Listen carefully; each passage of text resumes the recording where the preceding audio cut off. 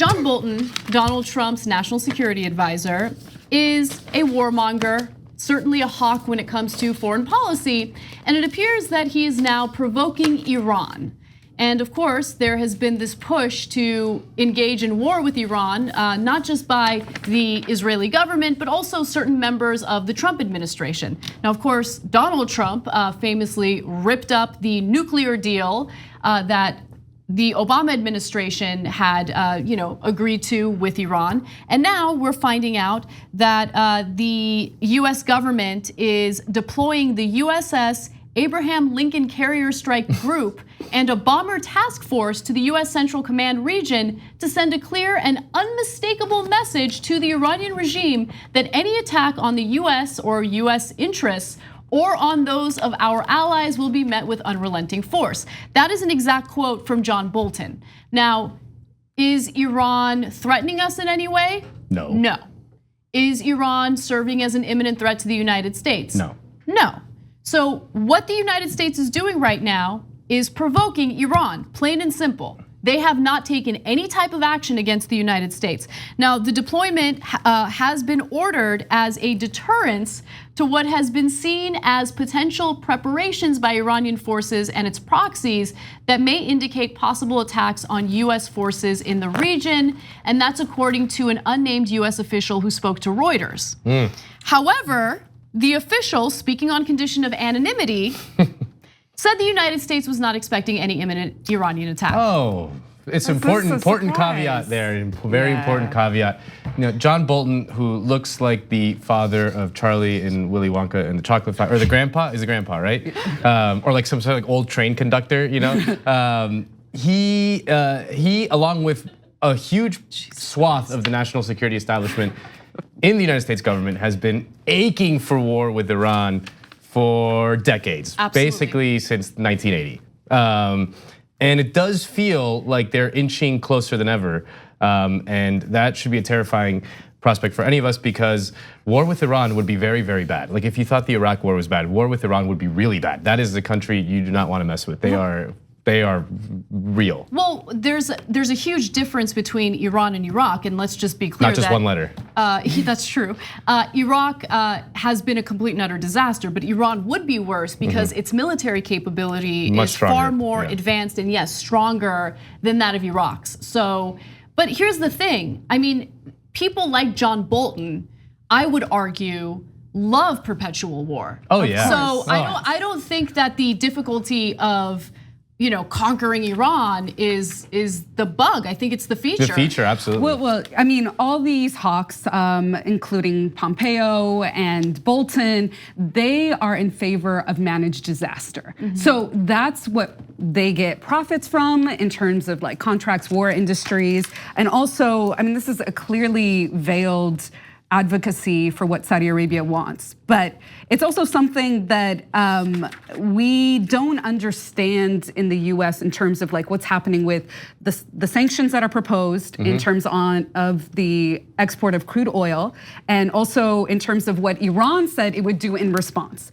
which is to block the Strait of Hormuz. That's what this is really about. Yeah. So I'm gonna read you one more part of the Reuters report that I think is super relevant, and then Maytha, I'd like you to jump into the oil issue because that's really at the heart of what's going on here. Shocking. Now, Reuters reports that Bolton cited no specific Iranian activities that have raised new concerns.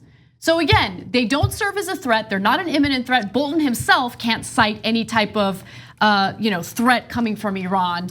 But as is the case with Venezuela, oil is at play, especially when it comes to Iran. So Maytha, jump in and give us more details. And I believe I stated it incorrectly, Strait of Hormuz. If we could throw up the map, because I think it's really great to break down the geopolitical situation of the Middle East and where the strait is, so you could see also what the interest for Saudi Arabia is. So these are images of the shipping of the oil. So 40% of global exports from the Arabian Gulf flow out this way and flow to Asia. So this would be putting China, India, and other people who receive these exports in jeopardy, basically. And that's not good in terms of just war with Iran, but where the US is in terms of its precarious position constantly with China, especially with the current president that we have. But the other point, which is important and why this map is up there, if you can see where the strait is and this eastern part of Saudi Arabia, you know, they call this the Shia Crescent, Iraq, Bahrain, they are afraid of this blockade because they think that there could be an inspired Shia revolt. In Saudi Arabia, on the eastern province where there is the most oil reserves in Saudi Arabia. So there is all this concern that's really never publicly discussed or acknowledged in US politics. And we should know about what we're gonna get ourselves into should this escalate. And it's very similar to previous conflicts that the US has dragged the country into, where there's this facade of, oh, we need to spread democracy, we care about human rights, we care about stopping terrorism, whatever excuse the government will use to either invade a country or get involved or intervene in a conflict in a different country. And that's certainly the case with Iran. The underlying issue here, again, is oil. And instead, we're hearing these arguments. Look, this is the reason why the Trump administration pulled out of the nuclear deal. It wasn't because the nuclear deal was weak. The nuclear deal was incredibly strong, especially if you juxtapose what Iran agreed to, which included, actual safeguards, people going in and reviewing the situation, making sure that they're following through. You compare that and juxtapose that with what Trump thought was a victorious deal with the United States and North Korea, which, as we now know, wasn't a deal at all. And also, sanctions don't work. Sanctions in Venezuela, sanctions in Iraq. They do work. They kill tons of people. I mean, they kill tens of thousands, if not hundreds of thousands of people. They work civilians, like a charm. yeah, civilians who are starving to death in all these countries. And so the plan is to up even more sanctions against Iran. So what is that supposed to produce? Yeah, just more death and misery. I mean, like you said, the Iran nuclear deal was perhaps, in my opinion, perhaps Obama's greatest single achievement as president. And just the possibility of peace between the United States and Iran, which has been sort of threatened for 30, 40 years. And it was just incredibly dispiriting to see the Trump administration unilaterally pull out of the deal, to see the mainstream media largely kind of be silent about it. It always goes back to US industries, what they want to do in terms of increasing their profits and how much they're willing to give these politicians in lobbying to encourage them to push forward with these bipartisan resolutions or efforts or policies when it comes to foreign policy. When you talk to people who know Washington well, like the inner workings of Washington, they always tell you that money from the Gulf is just sloshing around Washington all over the place, and in quantities that you can't even imagine, from like Saudi Arabia, Bahrain, whatever. All these states are they're pouring money into Washington to influence politicians through lobbying and all kinds of other ways, think tanks and all kinds of other ways. And you see that this is the net product of that. This is the end result of that effort, and it's just.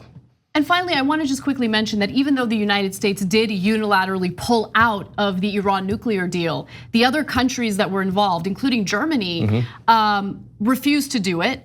And Iran, at that point, really had no incentive to follow through with the deal. Of course. But they continue to follow through with the deal. And I think that's important to keep in mind as these politicians continue fear-mongering about the danger that Iran serves. Like what you see? Click the subscribe button below and don't forget to ring the bell to never miss another video from the Young Turks.